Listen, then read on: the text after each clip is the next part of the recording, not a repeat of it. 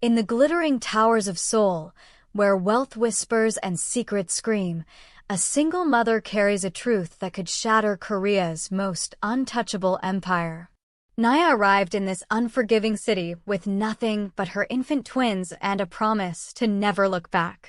But destiny has a cruel sense of timing, especially when her children's faces mirror the man who disappeared into the night 7 years ago. When the past collides with the present under Seoul's neon skyline, one revelation will tear through the silence, and nothing will remain untouched. This isn't merely a romance. It's a testament to resilience, honor, and the cost of speaking truth in a kingdom built on shadows. If this story moved you, subscribe for more gripping tales of love, secrets, and courage that will leave you speechless. Like this video if you believe the truth always rises to the surface. And share in the comments, what would you do if the love you lost returned when the world demanded you forget? Spring mornings in Seoul carried a particular coldness, the kind that seeped through clothing and settled in bones. Along the pristine streets of Gangnam, luxury stores began their daily ritual, glass doors opening to welcome the elite. Among these establishments stood Bella Rosa, an upscale boutique where silk and cashmere hung like promises of a life most would never touch. Behind the polished counter, Naya straightened a display of designer handbags, her dark skin gleaming under the artificial lights. She was 28, with expressive eyes that held stories she'd sworn never to tell. Her colleagues spoke about her in hushed tones, the foreign woman with twin babies and no ring on her finger. But Naya had learned long ago that silence was armor. She smiled when required, bowed respectfully, and kept her pain locked behind practiced composure. Outside on a weathered bench, her children waited. 7-year-old twins, Maya and Michael, sat watching pedestrians pass. Maya was thoughtful, her gaze absorbing everything with quiet intelligence. Michael was energy personified, always fidgeting, always questioning. Their clothing was clean but worn, carefully maintained by hands that worked too hard for too little. Naya had braided their hair before dawn, rushing to catch the first bus into the wealthy district they could never afford to live in. "Mama, I'm hungry," Michael called through the glass, his breath fogging the window. Naya glanced up, her heart contracting. "Soon, baby. When Mama finishes working." She responded in English before switching to accented Korean. "Stay close, okay? Don't wander." The children nodded, and she felt the familiar ache of inadequacy. So young, yet already so patient with poverty. By midday, the boutique buzzed with Seoul's privileged class. Expensive perfume mingled with quiet conversations about vacation homes and investment portfolios. That's when he entered. Kang Jiwon walked through the door like he owned the air itself, tall and commanding in a charcoal suit that probably cost more than Naya earned in 3 months. His expression was unreadable, the face of a man accustomed to control and distance. Most of Seoul knew the Kang organization, though few understood the true nature of their power. They weren't just businessmen. They were architects of Seoul's underground, legitimate enterprises hiding a vast criminal network. Jiwon was the second son, known for his ice-cold demeanor and his mysterious absence from public life several years prior. Naya knew none of this. To her, he was simply another wealthy customer expecting perfect service. "Good afternoon, sir," she greeted with a practiced bow. Jiwon looked up, and something in his chest shifted violently. Her voice, low and melodic, struck a chord in memories he'd tried to bury. For just a moment, he was transported back 7 years to a rainy night in Busan, to a frightened woman he'd helped, to a connection that had vanished with the sunrise. His jaw tightened. It couldn't be her. That woman was gone, lost to time and circumstance. "Afternoon," he replied, his voice carefully neutral. "I need a gift." Naya guided him through various displays, professional and distant. "For someone special?" He hesitated, a ghost of something crossing his features. "You could say that." As she showed him an elegant bracelet, Jiwon caught movement in the reflection of a nearby mirror. Two small faces pressed against the window from outside. The boy waved enthusiastically. The girl smiled shyly, her eyes bright with innocent curiosity. "Those are your children?" The question escaped before he could stop it, his tone softer than intended. Naya froze for half a heartbeat before nodding. "Yes. They wait while I work." "Twins." "Yes." A small smile touched her lips. "They're inseparable." Jiwon studied them through the glass, particularly the boy. Something about his features, the shape of his eyes, the way he held himself, felt disturbingly familiar. He dismissed the thought as paranoia. His past couldn't reach him here. Outside, Michael suddenly stumbled and scraped his palm on the concrete. He didn't cry, but panic flashed across his small face. Before Naya could move, Jiwon was already there, kneeling beside the boy. "Hey there, soldier," he said gently, producing a pristine white handkerchief. "That looks like it stings. Let's clean it up." Maya stepped closer, protective of her brother. "Are you a doctor?" Jiwon smiled, a genuine expression that surprised even himself. "No, but I know how to handle small injuries."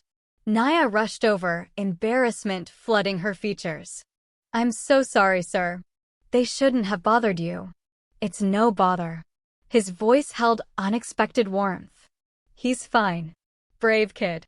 When Naya met his eyes, something stirred in her chest, a sensation she couldn't name. Déjà vu, recognition, confusion. She shook it off. She'd met countless people. This was just another kind stranger in a cruel city. "Thank you," she whispered. That evening, as the sky melted into shades of amber and violet, Naya closed the boutique. Her manager had left early, trusting her with the final lockup. She emerged holding her children's hands, walking toward the bus stop through streets that belonged to people unlike her. Across the street, Jiwon sat in his black sedan, watching. He told himself to drive away, to forget her face. But the harder he tried, the louder his instincts screamed. The way she moved, her accent, the uncanny resemblance in those children's eyes. Coincidence felt inadequate as an explanation. He dialed his phone. "Sung," he said to his most trusted associate, "I need information on a woman named Naya. Works at Bella Rosa in Gangnam. She has twin children." "Understood, boss." "Anything specific?" Jiwon paused. "Discreet. She can't know I'm looking." The following morning, Naya woke before sunrise in her cramped rooftop apartment. The walls were paper-thin, the kitchen barely functional, but it was shelter. Maya slept peacefully beside her, clutching a worn stuffed rabbit. Michael coughed in his sleep, a wet, rattling sound that made Naya's stomach twist with worry. She'd taken him to the clinic weeks ago. The doctor had warned that his respiratory condition could deteriorate without proper treatment and medication. But the hospital fees were impossible. Naya had been saving everyone she could spare, sometimes skipping meals to ensure her children ate. As she prepared rice and eggs for breakfast, someone knocked. A courier in a black uniform stood at her door. "Delivery for Miss Naya," he announced, handing her a sealed envelope.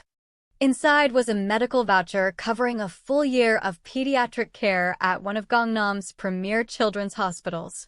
No signature, no return address. Just a note in elegant Korean handwriting for Maya and Michael. No conditions. Naya's hands trembled. She looked down the empty hallway as if expecting the benefactor to materialize. Nothing. Only morning silence. "Mama, what is it?" Maya asked, rubbing sleep from her eyes. Naya forced a smile, folding the paper carefully. "Help from a kind person, sweetheart." But her mind raced with questions. Who would do this? How did they know her children's names? Across the city, in a glass tower overlooking the Han River, Jiwon leaned back in his leather chair. The same handkerchief from yesterday lay folded beside him. "She hasn't changed," he murmured to the empty office. Still too proud to ask for help. He gazed out at Seoul's sprawling landscape, eyes shadowed with memory and regret. 7 years ago, he lost someone in a way that never made sense. And now he couldn't shake the conviction that fate, or something equally merciless, had returned her to him. But whether this was redemption or punishment remained unclear. Somewhere in Seoul, Naya sat holding the mysterious voucher, unaware that the man who had once altered the course of her life was silently watching over her again. Rain arrived without warning that evening, a torrential Seoul downpour that transformed streets into rivers of reflected light. From inside a sleek black sedan, Jiwon watched water cascade down the windshield like falling stars.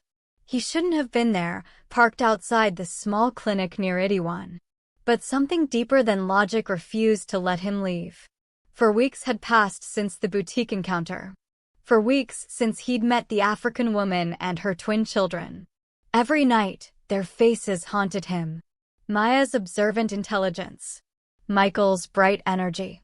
The way Naya looked at him, exhausted yet familiar, had awakened something long dormant in his chest.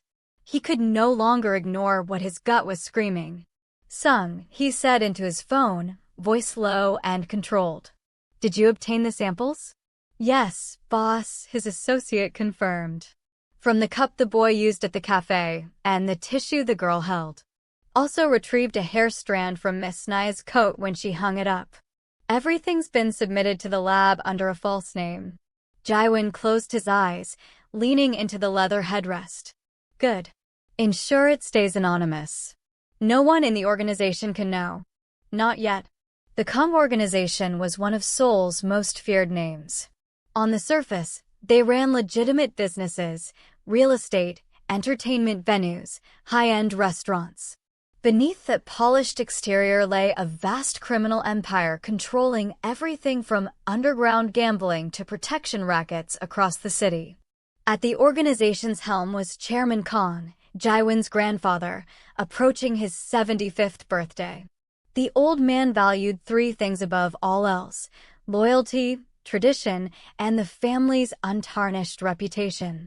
He'd already arranged Jiwon's engagement to Lee Saran, daughter of a powerful political family with deep connections to law enforcement. Saran was beautiful, calculating, with ambition that glittered in her eyes like diamonds. To her, Jiwon wasn't a partner, but a stepping stone into one of Korea's most powerful dynasties. The upcoming birthday gala would celebrate the chairman's legacy and formally announce their engagement. Politicians, business moguls, influential families, everyone who mattered would attend. If the truth about Naya and the twins surfaced before Jiwon was ready, it wouldn't just destroy his engagement. It could trigger a war within the organization itself. Meanwhile, Naya's world remained a careful balancing act. She continued working at the boutique, enduring the subtle discrimination and whispered gossip. "That's the foreign woman raising children alone," one customer murmured in Korean, not bothering to lower her voice. "I heard the father abandoned them," another replied. "Or maybe she doesn't even know who he is." Naya pretended deafness had become her superpower, but each comment left invisible scars. She never told anyone the truth. 7 years ago in Busan, she'd met a man during the worst night of her life. She'd been lost, frightened, alone in a foreign country. He'd appeared like an answer to unspoken prayers, kind when the world was cruel, present when she needed someone most. They'd shared one night of comfort that felt like a dream. By morning, he'd vanished without a name, without a trace. When she discovered her pregnancy months later, she'd tried to find him. She wrote letters to the hotel, made phone calls, searched frantically. Every attempt hit a wall. Finally, she'd accepted the truth. He was gone, and she was alone. When she moved to Seoul years later, she'd buried those memories deep. Until the day Jiwon walked into her boutique, looking and sounding too much like the ghost from her past. 3 weeks later, the DNA results arrived. Sung handed the sealed envelope to Jiwon, who stared at it for 10 full minutes before opening it. The paper shook in his hands as he read, Probability of paternity, 99.98%. Michael Kang, biological son. Naya Kang, biological daughter. The world tilted. 7 years. 7 years those children had existed without him. 7 years of their laughter, their tears, their first steps, their first words, all stolen by circumstance and misunderstanding. Boss, Sung ventured carefully. What are your orders? Jiwon folded the paper slowly, pressing it against his chest. Nothing. Not yet. But sir, I said nothing. His tone was steel wrapped in velvet. She doesn't know who I am. If I reveal this now without preparation, it will destroy her all over again. I need to ensure she can trust me first. He turned toward the floor-to-ceiling windows, watching Seoul's lights shimmer like fallen stars. The weight of responsibility, guilt, and fear pressed down on him simultaneously. He was a father. She, the woman he'd searched for in nightmares and dreams, was within reach yet impossibly distant. But in the Kang family, secrets never stayed buried long. At the organization's compound, suspicions had already begun to grow. One of Jiwon's cousins, Kang Miho, had noticed his frequent absences and discreet financial transfers to a clinic in Itaewon. What's our cold prince hiding? Miho asked one evening, smirking at the family dinner table. He's been acting strange. Maybe he finally found someone to warm that ice block he calls a heart. Saran, overhearing this exchange, smiled thinly. Then I should discover who she is, shouldn't I? Within days, she'd hired a private investigator. Photographs were taken. Naya walking her children to their school. Naya working late shifts at the boutique. Naya accepting an unmarked envelope from a courier. When the investigator presented his findings, Saran studied each photograph with surgical precision. Her smile froze when she saw Jiwon's vehicle parked outside the same boutique on multiple occasions. So this is the woman, she said quietly, her voice like silk over razor blades. And those are her children. Her expression hardened into something cruel. If she thinks she can steal what belongs to me, she'll learn exactly what happens to people who challenge the Kang family. That weekend, Naya returned home to find her apartment door slightly ajar. Panic shot through her veins. She pushed inside carefully. Everything appeared untouched except for one thing. Her old photo album was missing. The one containing the only picture she had from that night 7 years ago, a blurry image of her smiling beside a man whose face was partially turned away. She stood frozen, trembling as Maya tugged her sleeve. Mama, what's wrong? Nothing, baby, Naya whispered, though her voice cracked. Mama's just tired. Across the city, Jiwon sat in his private office, staring at that same photograph. A grainy image of a younger woman smiling beside a man whose profile was barely visible. His hand clenched the picture tightly. He'd found his past again, but it came wrapped in danger. If his family discovered the twins before he established protection, they would eliminate Naya's existence to preserve the organization's reputation. Consequences wouldn't matter. Only image. He called Sung immediately. Purchase the building where she lives, he said quietly. I want her and the children relocated somewhere safer, somewhere they can't be found. Yes, boss. And Miss Saran. Jiwon's jaw tightened. She doesn't need to know anything. Cancel all public appearances with her until further notice. Tell my grandfather I'm handling overseas business. Boss, that will create problems before the gala. Then let there be problems. His voice carried quiet steel. I'm done pretending. For the first time, Jiwon wasn't acting as the obedient grandson or the calculated heir. He was acting as a man trying to repair what fate had shattered. Several days later, Naya received another letter. A notice stating her building was undergoing renovations and she was being temporarily relocated to a new residence. It was modest but clean, located in a quiet neighborhood near the Han River. The rent was mysteriously affordable, almost suspiciously so. As she unpacked boxes in the new apartment, she noticed a children's drawing pinned to the refrigerator. Michael had drawn 3 stick figures holding hands, Mama, Maya, and a tall figure labeled Nice Man. Naya smiled faintly but felt deeply unsettled. Who was watching them? And why did she sense that the stranger from the boutique was somehow connected to the most painful chapter of her life? Across the city, Jiwon stood by his apartment window, staring at the same river she could now see from hers. 7 years, he whispered into the darkness. I won't lose you again. But deep in his gut, he knew when secrets began surfacing in the Kang family, someone always paid the price. And payment was usually extracted in blood. Saturday mornings in Seoul hummed with life. Luxury vehicles glided past trendy cafes, tourists snapped photos, and department stores gleamed with merchandise most people could only dream of touching. Naya had always avoided the premium shopping district near Gangnam, but her boutique manager insisted she deliver a special order there personally. It should have been simple. Quick delivery, quick exit. She held Maya's hand while Michael skipped beside them, both children mesmerized by a towering winter display even though the holidays were weeks away. The air smelled of roasted chestnuts and expensive cologne. Naya's worn sneakers squeaked against marble floors as she entered the massive atrium, clutching a box of custom-made scarves. She reminded herself to stay calm, complete the job, and leave. But fate had designed a different script. At the center of the luxury mall, near a flagship designer store, stood Saran surrounded by her elite social circle. They were all elegantly dressed, their laughter polished and performative. When Saran's sharp eyes landed on Naya, something vicious flickered behind her perfect smile. Well, if it isn't the boutique girl, Saran announced loudly enough for nearby shoppers to hear. I almost didn't recognize you without your apron and cleaning supplies. Naya froze. The mockery in Saran's tone was unmistakable. People slowed down, drawn by the promise of drama. Saran stepped closer, her designer heels clicking against the floor.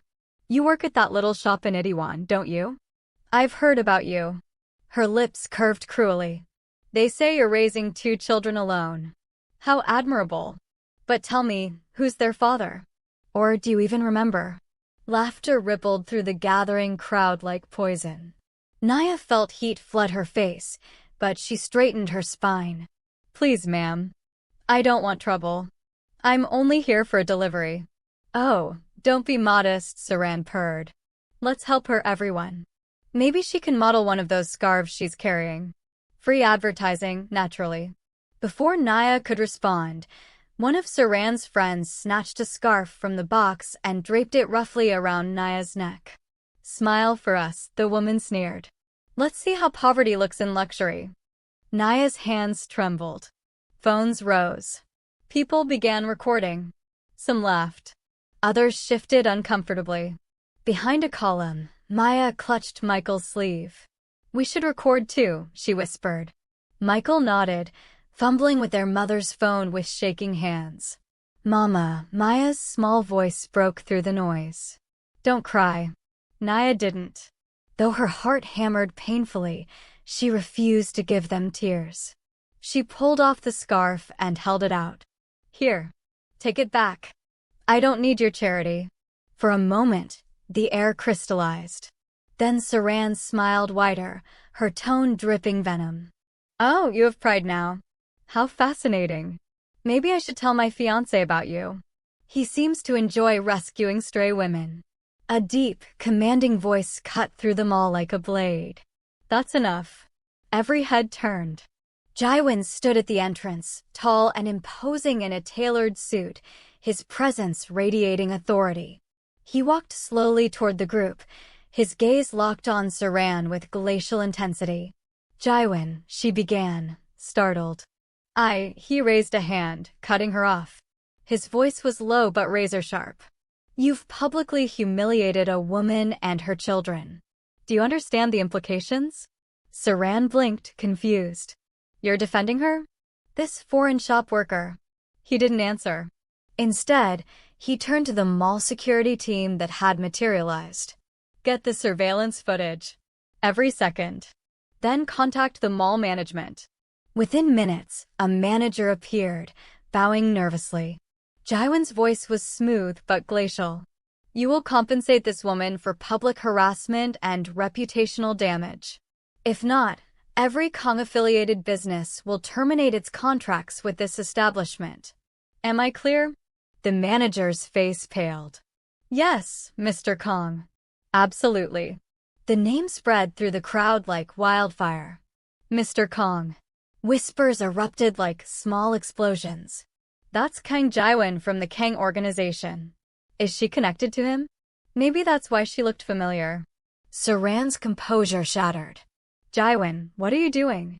You're humiliating me publicly. No, he said quietly. You did that yourself. He turned to Naya, his eyes softening almost imperceptibly. Are you all right?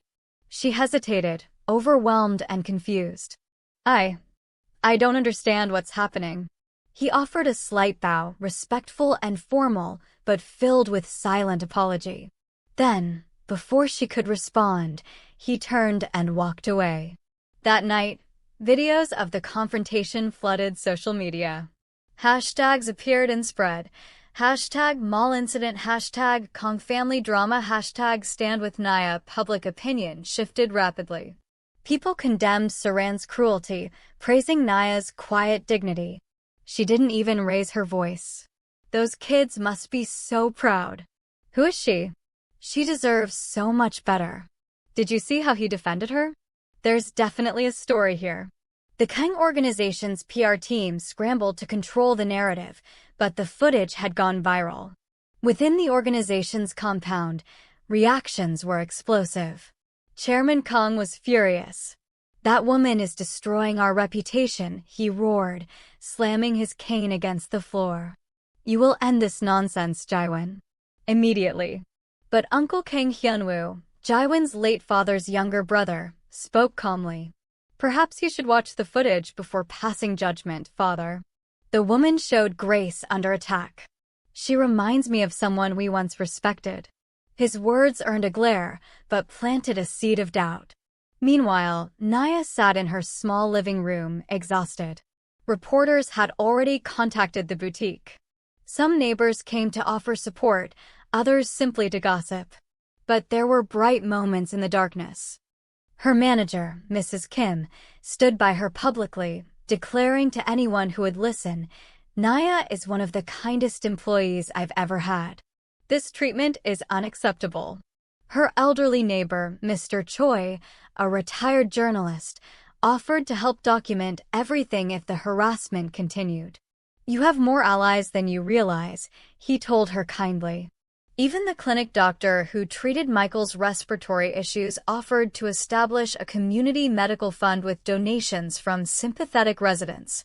For the first time in years, Naya felt seen. Not as a foreigner, not as gossip fodder, but as a mother doing her best. Still, confusion gnawed her. Why had Jiwon defended her so fiercely? Why did the name Kang make her stomach twist with unease? At the Kang compound, Jiwon stood in his office, staring at a photo of the twins on his phone. He'd taken it discreetly after the incident, Maya comforting her brother while Naya held her head high despite everything. Sung entered quietly. Boss, the board demands a statement. The chairman expects you to apologize publicly. I won't, Jiwon said simply. You realize this will cost you your engagement, possibly your position. I don't care. He looked out at the city sprawling beyond the glass. I can't reveal the truth yet, Sung. It would destroy too much too quickly. But I can ensure they're protected. For now, that's enough. Should I continue the medical expenses for the children? Yes, he replied. And increase them. Make it appear as a corporate charity initiative, not personal involvement. The boy needs consistent treatment. He exhaled slowly. Someday, when the circumstances are right, they'll know everything. But until then, they'll have to believe I'm just a stranger who happened to care. That night, Naya watched her children sleep peacefully for the first time in weeks. City lights shimmered through the window, casting gentle patterns across their faces. Somewhere out there, a powerful man was fighting invisible battles for them. She didn't know why. She didn't know the truth.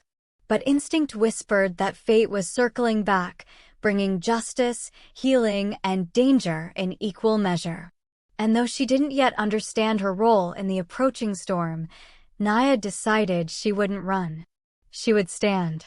The Kang estate glittered like a fortress that night. Every chandelier blazed with light. Every marble surface reflected gold and crystal. Black limousines lined the circular driveway as Seoul's elite arrived in designer gowns and tailored suits. Politicians, business tycoons, entertainment moguls, and family allies from 3 generations. Inside, a massive banner proclaimed, celebrating Chairman Kang's 75 years of legacy. Servers in immaculate uniforms moved through the crowd with champagne flutes and delicacies. The scent of orchids perfumed the air. Every detail screamed wealth, power, and tradition. Yet beneath the polished surface, tension thrummed like an approaching storm. Tonight wasn't just a celebration. It was a battlefield. Jiwon stood near the grand entrance, impeccably dressed in a black tuxedo. To the world, he appeared calm.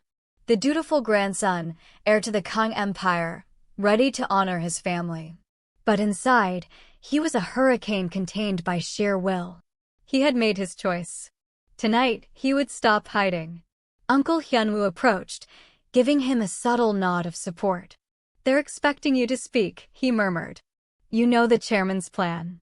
The engagement announcement, the press photos, everything." "I know," Jiwon replied quietly. "But tonight they'll hear truth first." Hyunwoo smiled faintly. "Then speak it with courage, nephew. The right words can destroy or heal. Choose wisely." At the far end of the hall, Naya stood awkwardly near a refreshment table, dressed in a simple navy dress borrowed from Mrs. Kim. She hadn't wanted to come.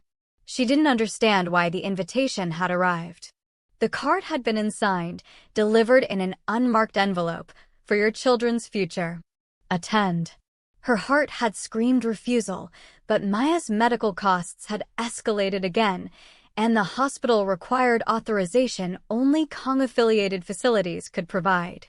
She told herself she was here for her children. Not for pride, not for revenge, not for curiosity. But as she stepped into that glittering hall filled with judgmental eyes, whispers erupted like brushfire. "Isn't that her? The woman from the viral video. What is she doing here?" Each whisper tightened the anxiety in her chest. The chairman, seated at the head table, raised his glass. Tonight, he began, his voice resonating with authority, "We celebrate not only my life, but the continuation of our family's legacy. The Kang name has stood for power and unity for generations, and soon that legacy will expand through my grandson's marriage to Miss Lee Saran." Applause rippled through the hall. Saran, radiant in crimson silk, smiled gracefully though her eyes burned with quiet fury. Jiwon stepped forward. "Grandfather," he said, voice steady but firm. "Before we continue, there's something this family needs to hear." The hall quieted. The chairman frowned. "This is not the time, Jiwon." "With respect, sir," he said, "it's exactly the time." He turned to face the assembled crowd. 7 years ago, I made a mistake. A mistake that cost me time I can never recover. I met someone, and in that moment, my life changed. I lost her before I understood what she meant to me." A murmur ran through the guests like electricity.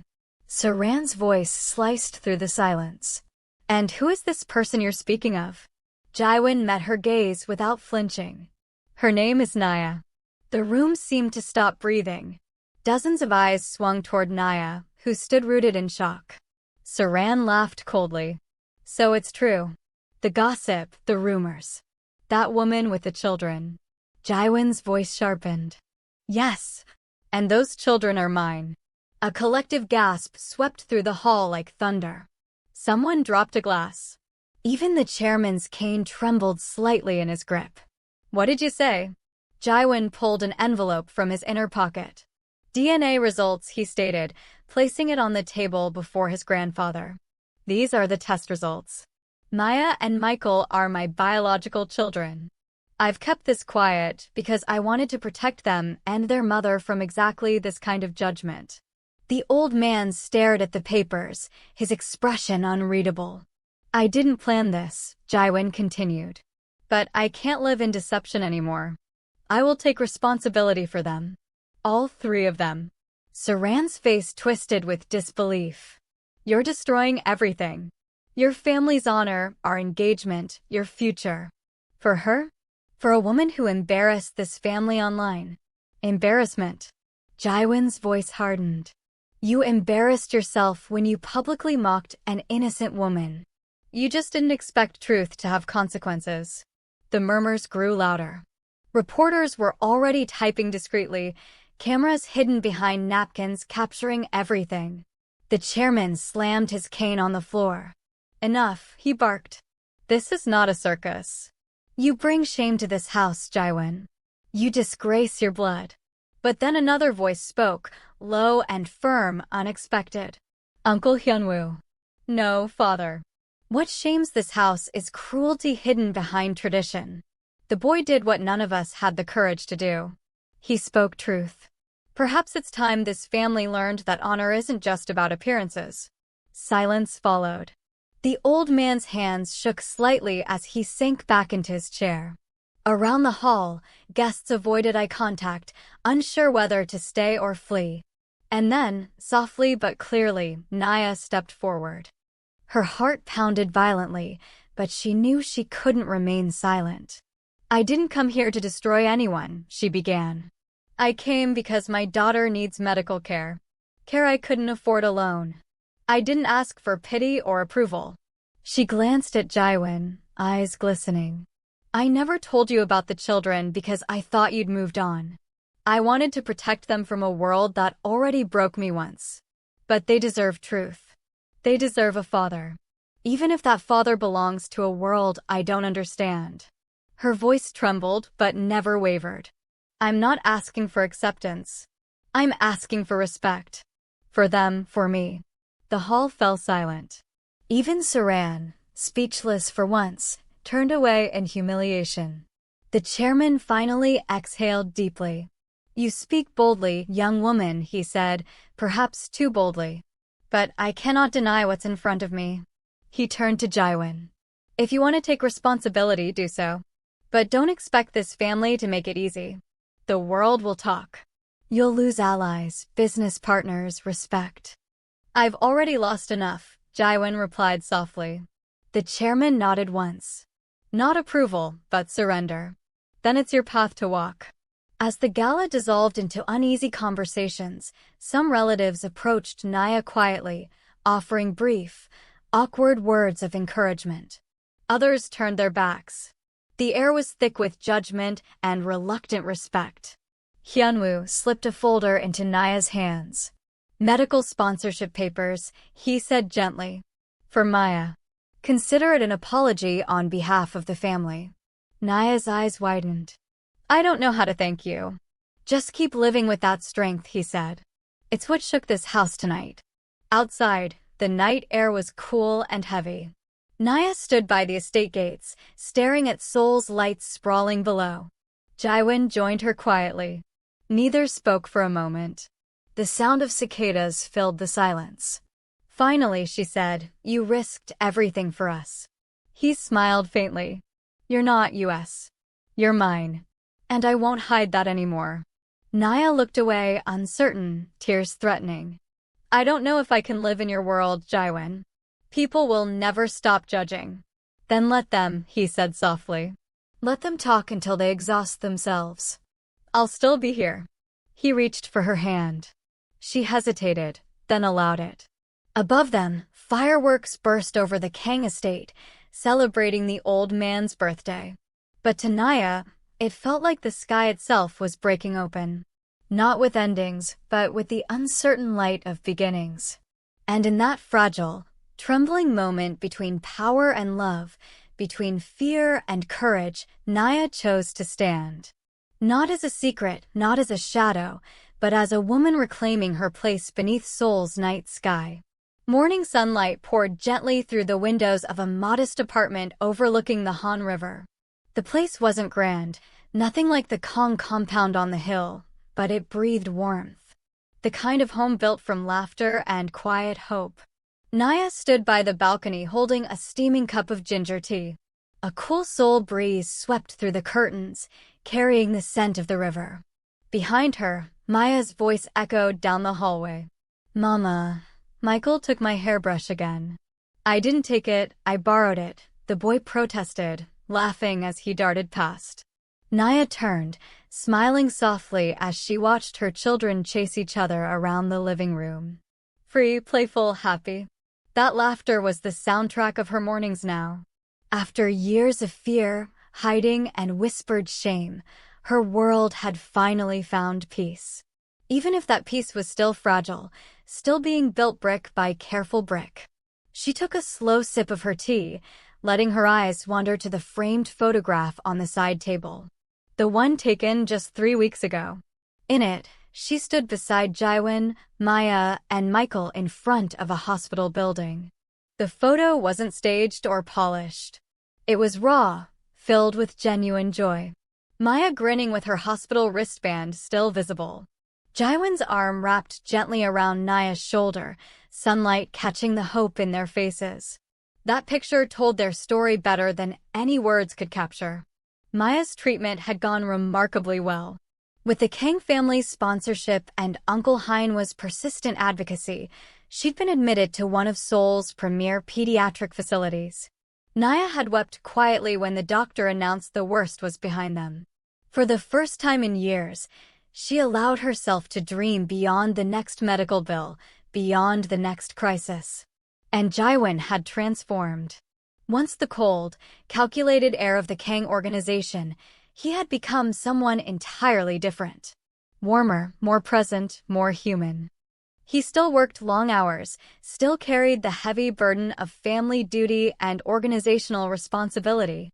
But now he made time to visit every evening, no matter how exhausted.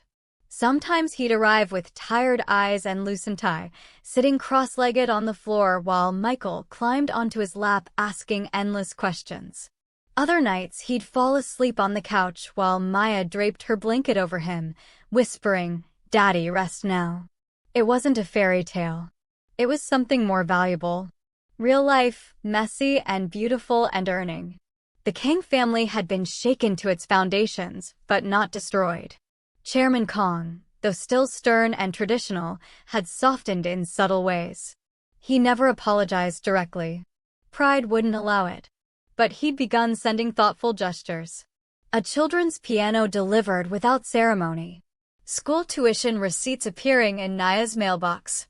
Even a modest family car registered in her name with a simple note, "For the children's safety." And Saran, the woman once engaged to Jiwon, had vanished from public life after the gala. Rumors suggested she'd relocated to Singapore for business opportunities. Jiwon never spoke of her, and Naya never asked. Some chapters were best left closed and forgotten. Still, not everyone accepted their union. At Kang family gatherings, whispers still floated about the African woman, about the scandal, about traditions sacrificed for emotion. But over time, even the whispers began to fade. Respect, after all, grows quietly, the same way love does. One late afternoon, as Seoul's sky began to blush pink and gold, Naya found herself walking through the park near the river with Jiwon. Maya and Michael ran ahead, chasing pigeons, their laughter echoing between autumn trees. "Your grandfather called," Jiwon said, glancing at her. "He wants to see us next weekend." "All of us." Naya stopped walking. "Us? As in the 4 of us," he said with a slight smile. "He wants to meet the children properly this time. No reporters, no audience, no performance. Just family." She exhaled slowly, unsure whether to feel relief or apprehension. "And you think that's wise?" Jiwon's voice softened. "He's trying, Naya. It may not look like much, but he's trying. He's old, proud, and set in his ways. But that night at the gala changed something in him. You changed something in him. Naya looked out at the water, watching light dance across its surface. I don't want him to accept me out of guilt or obligation. I want him to see that I'm not his family's shame. That we're not a mistake to be managed. Jiwon reached for her hand. He will. One day at a time. Just like you taught me. For a moment, she said nothing.